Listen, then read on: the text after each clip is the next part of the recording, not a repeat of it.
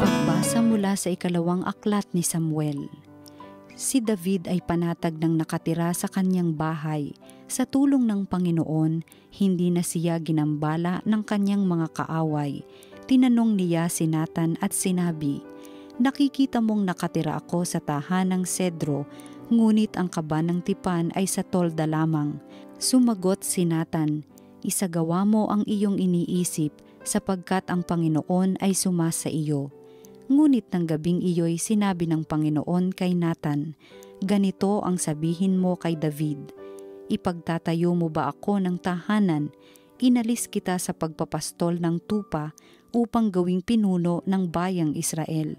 Kasama mo ako saan mang dako at lahat mong mga kaaway ay aking nilipol. Gagawin kong dakila ang iyong pangalan tulad ng mga dakilang tao sa daigdig.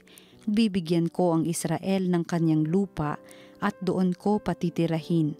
Wala nang gagambala sa kanila roon. Wala nang aalipin sa kanila tulad noong una. Buhat nang maglagay ako ng hukom nila. Magiging payapa ka sapagkat wala nang gagambala sa iyo. Bukod dito, akong Panginoon ay nagsasabi sa iyo, patatatagin ko ang iyong sambahayan. Pagkamatay mo, isa sa iyong mga anak ang ipapalit ko sa iyo. Patatatagin ko ang kanyang kaharian. Kikilanlin ko siyang anak at ako na may magiging ama niya. Magiging matatag ang iyong sambahayan. Ang iyong kahari ay hindi mawawaglit sa aking paningin at mananatili ang iyong trono." Ang salita ng Diyos. Pag-ibig mong walang maliw ay lagi kong sasambitin. Pag-ibig mo poon na di nagmamaliw, ang sa tuwi-tuwin ay aking aawitin. Ang katapatan mo'y laging sasambitin, yaong pag-ibig mo'y walang katapusan, sintatag ng langit ang iyong katapatan. Pag-ibig mong walang maliw ay lagi kong sasambitin. Sabi mo poon, ikaw ay may tipan na iyong ginawa kay David mong hirang, at ito ang iyong pangakong iniwan. Isa sa lahi mo'y laging maghahari, ang kaharian mo ay mamamalagi. Pag-ibig mong walang maliw ay lagi kong sasambitin. Pagbasa mula sa sulat ni Apostol San Pablo sa mga taga-Roma. Mga kapatid, purihin ang Diyos na makapagpapatibay sa inyo sa pamamagitan ng mabuting balita tungkol kay Hesukristo na ipinangangaral ko sa inyo.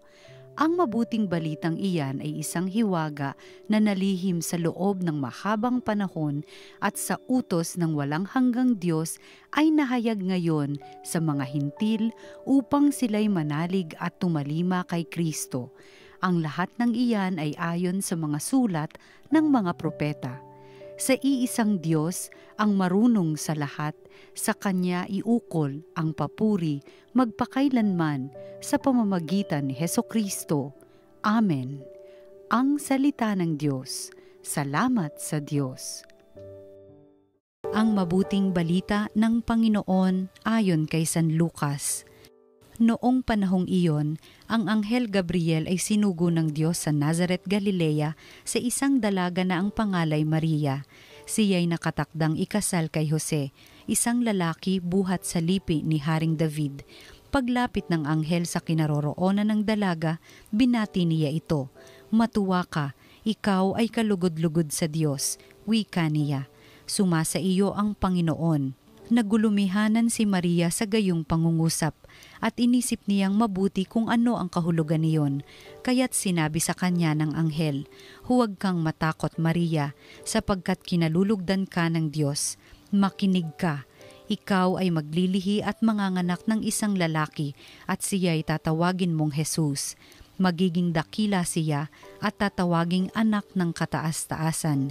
Ibibigay sa kanya ng Panginoong Diyos ang trono ng kanyang amang si David. Maghahari siya sa angkan ni Jacob magpakailanman, at ang kanyang paghahari ay walang hanggan. Paanong mangyayari ito gayong ako'y dalaga? Tanong ni Maria. Sumagot ang anghel, bababa sa iyo ang Espiritu Santo at lililiman ka ng kapangyarihan ng kataas-taasan, kaya't banal ang ipanganganak mo at tatawaging anak ng Diyos. Natatandaan mo ang iyong kamag-anak na si Elizabeth, alam ng lahat na siya'y baog, ngunit naglihi siya sa kabila ng kanyang katandaan, at ngayoy ika-6 na buwan na ng kanyang pagdadalang tao, sapagkat walang hindi mapangyayari ang Diyos.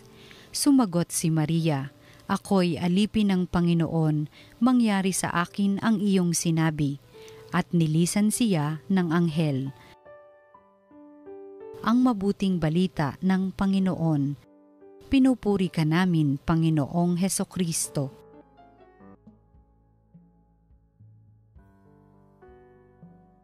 Isa pong Blessed Sunday sa inyo pong lahat. Ngayong pong Sunday, napakaganda sa reading natin ang batiin ng anghel, si Mama Mary. Ang sabi niya, "Rejoice, full of grace, the Lord is with you." Yung Annunciation, ano po. Nakakatuwa po dahil ngayon ito ika-24 ng Disyembre, December 24, and we already know we are celebrating Christmas by a few hours na after this Mass, no? Or after this reading. And alam naman natin ang ibig sabihin nito, that Christmas is about the Emmanuel. God is with you. And with this message from the angel, 9 months before ng birth ni Lord, ang sinasabi dito ng anghel is, si Mama Mary is full of grace because the Lord is with her. Balikan natin, di ba? Emmanuel means God is with us. So truly, God being with us is the reason of grace. It is the source of grace and the why we have grace in our lives. Kaya nga po, Christmas is a season po talaga of God's presence more than anything else. With all the gifts that we may have and we might be receiving during this season or this day, with all the celebrations that we have about mga Noche Buena natin or mga handaan natin, with all the new stuff that we may be receiving and we might be using during these days, it's okay po ha. But the question that I think that is most important is God really with us?